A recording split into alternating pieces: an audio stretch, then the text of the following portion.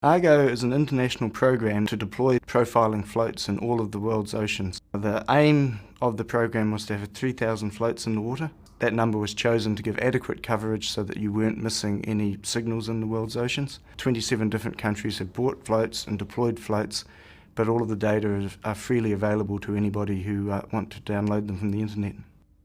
For the first time, we've got almost real-time measurements of what the ocean's doing everywhere. Historically, the way you collected information about the ocean was you took a ship out and you made measurements in a specific location at a specific time, and often along a defined section or transect. That wouldn't necessarily give you much information about what was happening even a few hundred kilometres away or happening at a slightly different time. Taking a ship out is very good because you get to choose exactly where you collect your data, but it's very, very expensive, and of course there are only so many ships. Whereas having the 3,000 Argo floats dotted all around the world's oceans mean that for the first time ever we can actually know what the ocean's doing at any given moment.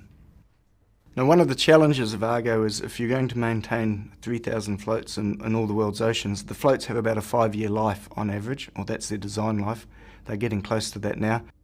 So that means, of course, you've got to deploy 600 floats a year just to maintain the network. So as long as you want Argo to continue, you're going to be continually deploying floats. They are trying to engineer the floats to last a little bit longer for obvious reasons, and progress is being made there.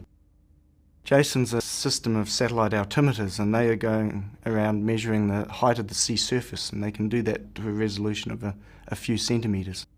So what the height of the sea surface tells you is really a measure of the density of the ocean all the way through the water column.